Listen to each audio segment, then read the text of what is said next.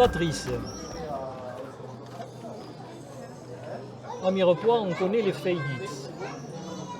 Mais on pourrait expliquer qu'est-ce que c'est que les feuillites? Alors les feydites, en fait, c'est un mot qui remonte à la croisade contre les Cathares. Il faut imaginer qu'en 1209, dans notre pays, en Languedoc, il y a une énorme armée de Français, Bourguignons, de Champagne, qui descend en fait sur le sud de la France, le sud du pays, et qui décide en fait d'aller tuer ou emprisonner en tout cas un grand nombre de Cathares. Alors les Cathares, c'est qui? C'est des gens qui ont une variante de la religion catholique, et le pape les a déclarés hérétiques. Et donc tous ces gens se sont croisés. C'est la première fois qu'il y a une croisade en fait dans notre pays, et donc c'est une croisade finalement de Français contre des Français. Et pas tout le monde évidemment est cathare, ou bonhomme, ou bonne femme, ou bon chrétien, ou bonne chrétienne comme il s'appelle. Et il y a des gens qui vont décider de les défendre, qui sont des chevaliers occitans. Et ces chevaliers occitans, en fait, on va les surnommer les feydites. Et alors pourquoi les feydites? Parce que c'est des chevaliers en fait qui vont prendre le maquis. C'est des fugitifs qui prennent le maquis. En gros, ça veut dire ça en occitan. Et ces chevaliers, ils ont une sœur, ils ont un frère, un cousin, une tante, une grand-mère qui a rallié cette nouvelle religion, cette religion cathare. Et ils ont décidé en fait de ne pas abandonner, parce que ici dans le Midi, on co-gère, on co-dirige en fait les castrums, c'est-à-dire les châteaux ou les villages qu'on possède. Et donc il y a une énorme solidarité qui va se dérouler, qui va se faire. Et j'ai voulu raconter ces chants feydites après avoir lu la canso. La canso, c'est la chanson de la croisade.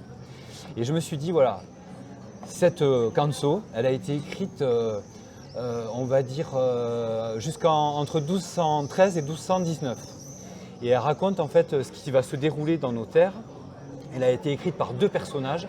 Le premier, en fait, c'est Guillaume de Tudel, qui est une sorte de troubadour un peu au service des croisés, mais qui essaye de faire la part des choses.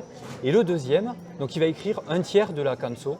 Et le deuxième, on l'appelle l'anonyme. Donc c'est un troubadour, lui, qui est vraiment au service de la cause occitane, de la cause du Languedoc, et qui va essayer, qui est dans la lignée vraiment des comtes de Foix et des comtes de Toulouse, et qui va essayer de défendre en fait ce patrimoine avec toutes les valeurs occitanes, notamment une valeur qui est importante, qui s'appelle paradj. Et paradj, en fait, c'est une sorte d'honneur de sa parole donnée, et de dire voilà, nous on défend nos biens, on défend nos terres, on défend nos enfants, nos femmes et notre patrimoine. Et on ne va pas les laisser. C'est pour ça que ces chevaliers sont super importants. Et moi, je me pose la question, un peu comme Michel Roquebert qui a fait la préface de cet ouvrage. Je pense que tous ces vers sont pensés en occitan. Pourquoi ne les avez-vous pas écrits en occitan? Alors je les ai écrits en français parce que c'est ma langue commune aujourd'hui, évidemment, celle avec laquelle, on va dire, je m'amuse et je bataille et je ferraille le plus facilement. Mais c'est vrai que j'ai un projet peut-être de les traduire en occitan. J'ai demandé à Gérard Zucchetto, donc le fameux troubadour de l'Aude, donc c'est un projet, pourquoi pas donc lui proposer une édition bilingue. Justement, ce qu'aurait aimé peut-être, alors je pense à Michel Roquebert qui me l'a dit tout à fait. Qui nous a quittés il y a peu de temps. Et qui nous a quittés tout à fait en juin 2020, à qui j'ai rendu hommage il y a peu de temps au château de Bouis il y a 15 jours. Et la deuxième chose, je voudrais rendre hommage aussi à celui qui a fait en fait ces magnifiques dessins en fait qui illustrent le recueil. C'est Jean-Luc Séverac. Et Jean-Luc, il a travaillé avec Gérard Zucchetto. Et je pense qu'il aurait aimé les voir aussi en bilingue, en occitan. C'est ce que nous souhaitons. Connais. Merci.